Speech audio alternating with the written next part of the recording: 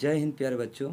आज हम सब अनुपात के कुछ बेसिक प्रश्नों को सरल तरीके से एवं अनुपात के छोटे बड़े बेसिक जानकारियों को समझाएंगे, जिससे आप सभी को आसानी से समझ में आ सके। चलिए अपने प्रश्न पर चलते हैं और देखते हैं अगला प्रश्न क्या है। चलिए हमारा अगला प्रश्न है कि 35 को 3:4, ठीक है, 3:4 के अनुपात में बांटने पर बड़ा भाग क्या होगा। ठीक, 35 को 3:4 के अनुपात में बांटने पर बड़ा भाग क्या होगा। चलिए हम इस प्रश्न का सबसे पहले आपको हम ये बताते हैं कि अनुपात, ठीक है, अनुपात है क्या। तो अनुपात हमारा है, चलिए अनुपात क्या है, तो भाग द्वारा दो संख्याओं या राशियों की तुलना को अनुपात के रूप में जाना जाता है। ठीक है, दो भाग द्वारा दो संख्याओं या राशियों की तुलना को अनुपात के रूप में जाना जाता है। प्रायः इसे ए संबंधित बी या ए अनुपात बी कहते हैं। ठीक है, अनुपात क्या है कि ए अनुपात बी, ये जो दो बिंदु हैं इसे अनुपात में क्या हो सकता, संकेत के द्वारा दिया जाता है। ठीक है, ठीक है, हम जिसके कारण ये इस बिंदु को हम लोग जान पाते हैं कि हाँ ये ए के साथ बी का अनुपात है। ठीक है, अब हम लोग और भी कुछ जानेंगे। अनुपात है, समानुपात है, अभिष्ट है। ठीक है, हम सबको बारी बारी से आपको बताते जाएंगे। वीडियो पे बने रहिए। चलिए अब प्रश्न को हम लोग हल करते हैं। ठीक है, अब प्रश्न है कि 35 को 3:4 के अनुपात में बांटने पर बड़ा भाग क्या होगा। तो हम लोग हल करेंगे इस प्रश्न को।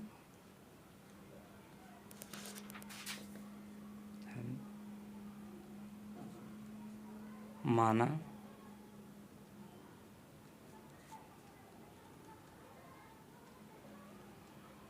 अभिष्ट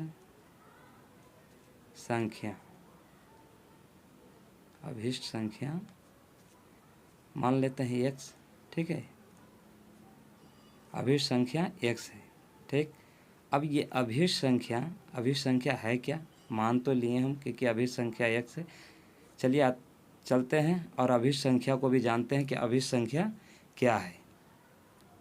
चलिए हमारा अभिष्ट संख्या क्या है कि जिस वस्तु की हमें ज़रूरत है या हम जिस चीज़ की इच्छा या कामना करते हैं उसे अभिष्ट संख्या कहते हैं। जैसे किसी प्रश्न का हल करना है, इसमें कुछ नंबर है, पॉइंट है, लेकिन पता नहीं है, तो हम लोग क्या करते हैं कि मान लिया, किसी चीज़ को लिखते हैं, मान लिया अभिष्ट संख्या x है, y है, a है, b है। ठीक है, उसी प्रकार प्रश्न है कि जिस वस्तु की हमें ज़रूरत है अथवा हम जिस चीज़ की इच्छा या कामना रखते हैं उसे अभिष्ट संख्या कहते हैं। अभी प्रश्न जो था कि उसमें बड़ी संख्या पूछा जा रहा था। ठीक है, तब अभिष्ट संख्या हम लोग मान लिए अभी तत्काल के लिए कि अभिष्ट संख्या हमारा x है। ठीक है, चलिए अब तो अभिष्ट संख्या पता चल गया होगा कि अभिष्ट संख्या क्या है।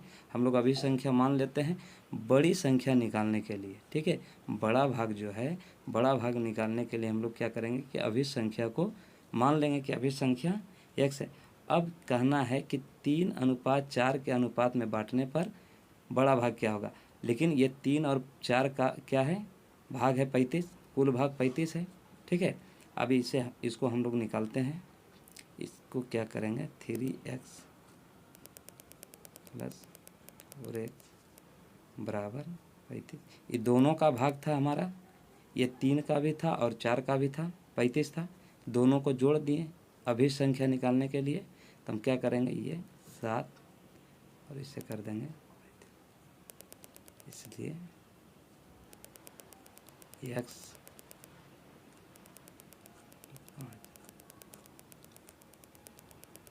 5 आ गया। ठीक है, हमारा अभिष्ट संख्या क्या आ गया, जिस चीज़ को हम माने हैं किसी चीज़ को पाने के लिए। ठीक है, तो x का मान हमारा आ गया 5। अब इसमें लास्ट में प्रश्न क्या है कि हमारा बड़ा भाग क्या होगा। तो बड़ा भाग क्या होगा, तो 3 और 4 में बड़ा कौन है, तो 3 और 4 में 4 भाग बड़ा है। तो ठीक है, इसी को पूछ रहा है कि 4x जो है इसका मान 35 के के जगह पे क्या कितना होगा, तो हम करेंगे इसका, इसलिए बड़ा भाग क्या है, 4x है, ठीक है। अब 4x है तो क्या करेंगे, इसको 4 को x के साथ गुना करेंगे, x का मान 5 आया है तो 5 लिखेंगे, ये हमारा हो गया 20। बड़ा भाग क्या हो जाएगा, 20 हो जाएगा, ठीक है। ठीक है बच्चों, चलिए अब अगले क्वेश्चन पे हम लोग जाते हैं और अगला क्वेश्चन को देखते हैं कि अगला क्वेश्चन कैसा है। चलिए अगला प्रश्न हमारा है कि राधा और गीता, ठीक है, एक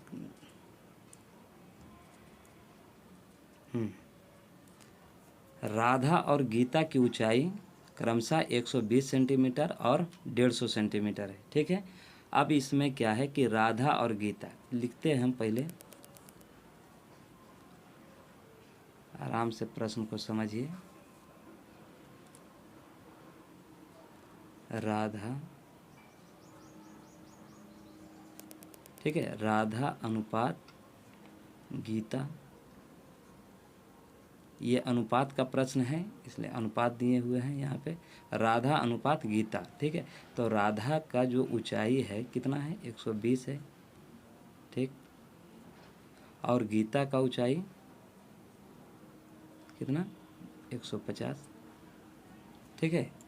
अब राधा का ऊंचाई 120 सेंटीमीटर और गीता की ऊंचाई 150 सेंटीमीटर, बोलते हैं दोनों की ऊंचाइयों का अनुपात क्या है, ठीक है। अब करेंगे, इसलिए दोनों की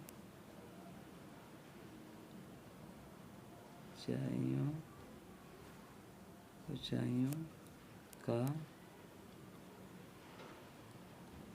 अनुपात, यही पूछा जा रहा है,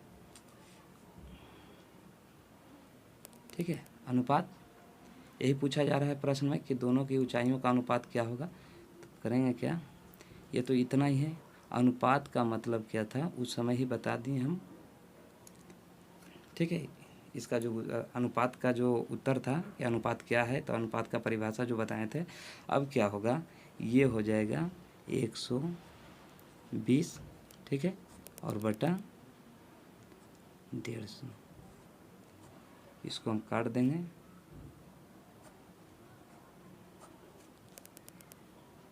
ठीक है। 3 का पहाड़ा से दोनों काट दिए।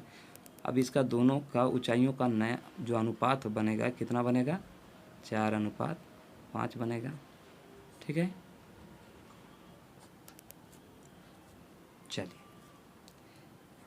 चलिए बच्चों, अब हम अगले क्वेश्चन तरफ चलते हैं, ठीक है।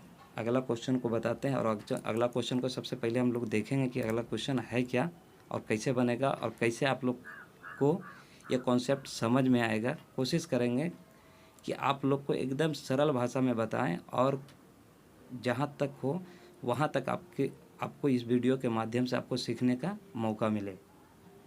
बने रहिए हमारे वीडियो के साथ। चलिए बच्चों, अब हम अगले क्वेश्चन पर आ चुके हैं। आप लोग ध्यान से देखिए इस प्रश्न को। ये प्रश्न अगले प्रश्न से थोड़ा सा अलग है, ठीक है। एक खेत की लंबाई और चौड़ाई का अनुपात 3:2 है, ठीक है। एक खेत है, इसकी लंबाई और चौड़ाई का अनुपात कितना है, 3:2 है। यदि खेत की चौड़ाई 12 मीटर हो तो खेत की लंबाई क्या है। अब है क्या कि एक खेत है जिसका पहले से ही अनुपात दिया हुआ है, 3:2 है, और उसमें यदि खेत की चौड़ाई, अब बता रहा है कि चौड़ाई पहले ही 12 मीटर है तो इसकी लंबाई क्या होगी। तो ऐसे प्रश्न को हम लोग क्या करेंगे, ऐसे प्रश्न को हल करने के लिए लिखेंगे माना, फिर इसमें भी लिख देंगे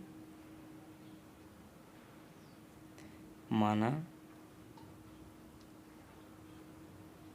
अभीष्ट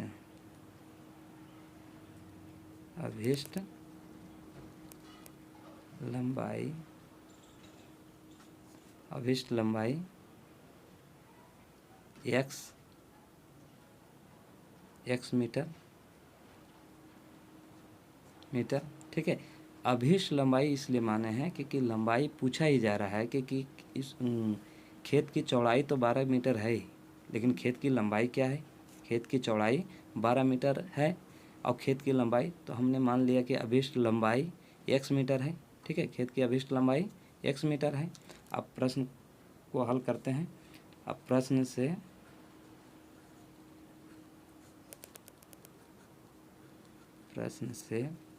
करेंगे क्या?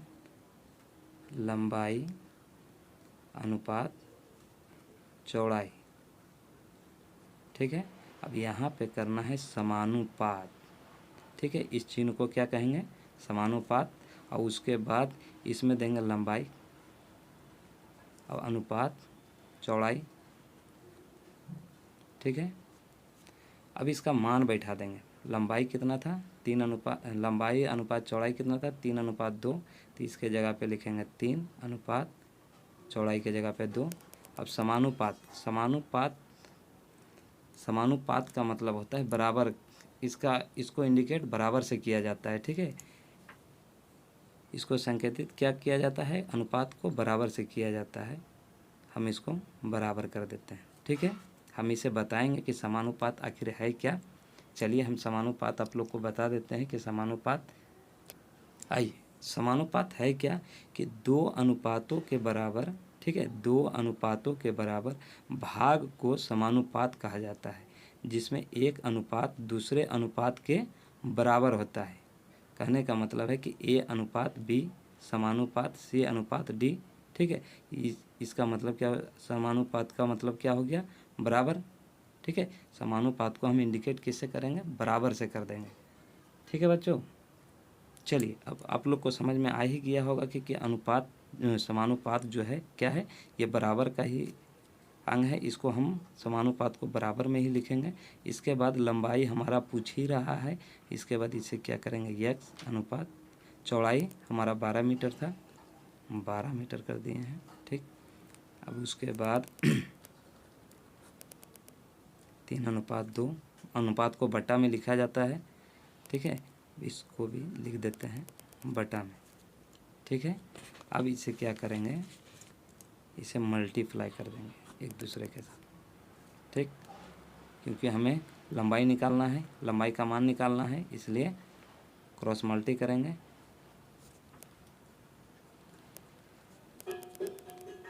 इसलिए x बराबर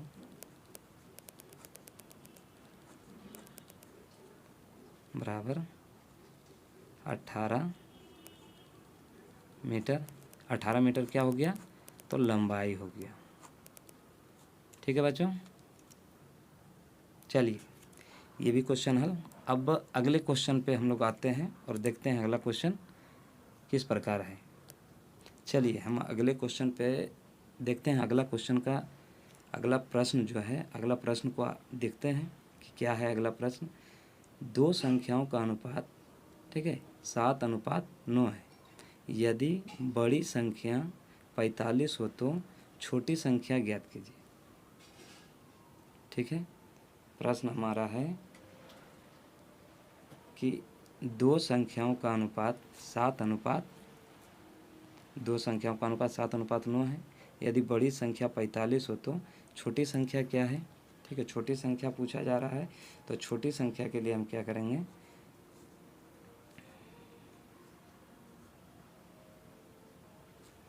प्रश्न से जाएंगे, प्रश्न से ठीक है, प्रश्न से माना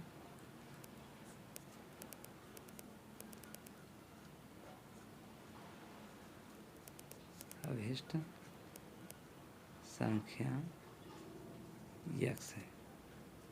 ठीक है, मान लेते हैं कि अभिष्ट संख्या x है। ठीक, अब प्रश्न में क्या है कि दो संख्याओं का अनुपात 7:9 है। यदि बड़ी संख्या 45 हो तो छोटी संख्या क्या है?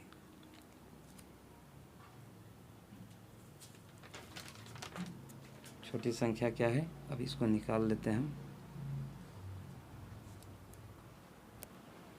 चलिए यहाँ पे दिया हुआ पहले छोटी संख्या, उसके बाद बड़ी संख्या दिया हुआ है, ठीक है। क्योंकि 9 से छोटा 7 है, इसलिए इसको हम लोग छोटी संख्या कहेंगे।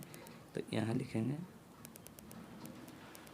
छोटी संख्या अनुपात बड़ी संख्या, ठीक है। ये हो गया समानुपात। फिर लिखेंगे छोटी संख्या अनुपात बड़ी संख्या, ठीक है।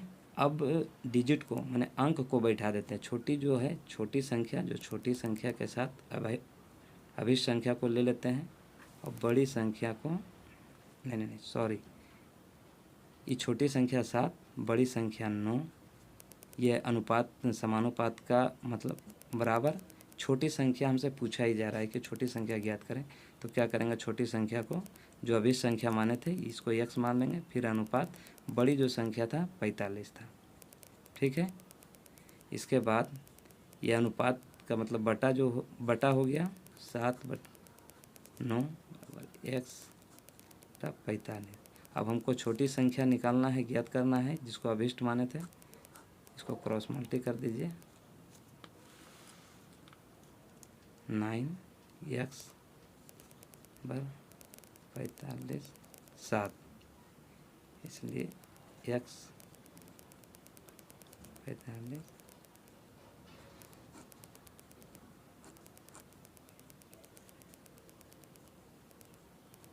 35, ठीक है।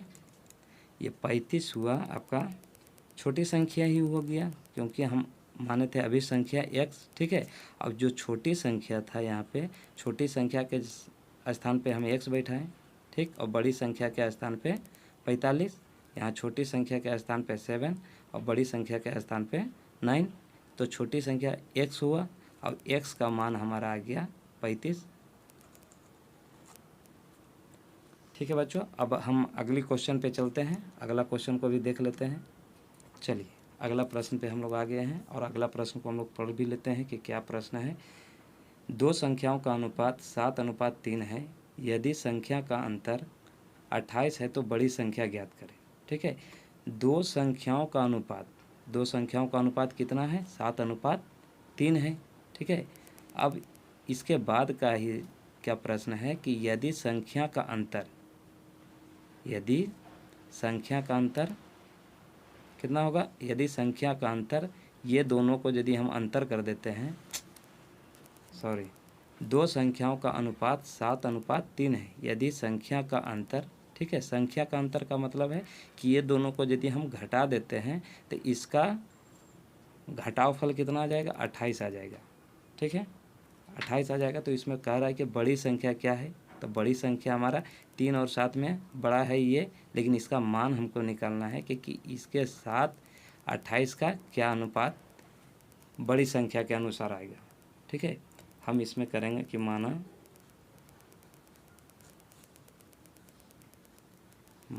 अभिष्ट संख्या x है, ठीक है। अभिष्ट संख्या क्या है, x है। अब इसमें इन दोनों संख्याओं का अंतर कहा, तो इन दोनों संख्याओं का अंतर का मतलब घटाव। ये दोनों को घटाने पर कितना आता है, 28 आना चाहिए, 28 जो यहाँ पे दिया हुआ है। अब करेंगे 4x 28, इसलिए x 28 4 7, ठीक है। अब अभिष्ट संख्या कितना आ गया, 4 आ गया। अब प्रश्न में है कि इसमें बड़ी संख्या को पता कीजिए या ज्ञात कीजिए कि बड़ी संख्या हमारा कितना है। तो बड़ी संख्या कौन सा है, 3 से बड़ा 7 है, ठीक है। तो यहाँ पे करेंगे, इसलिए बड़ी संख्या बराबर हो गया हमारा 7x, ठीक। अब 7x हो गया तो 7 का 7 तो हो ही गया। अब x का मान हमारा 7 ही आया है, 7 लिखेंगे। अब इसको मल्टीप्लाई या गुना करते हैं तो कितना आएगा, 49, जो हमारा बड़ी संख्या प्रश्न के अनुसार हो गया। ठीक है,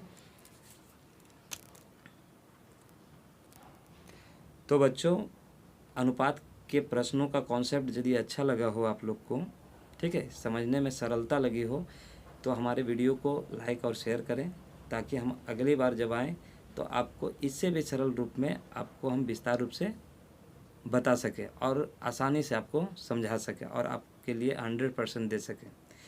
इसके साथ हम जय हिंद बच्चों।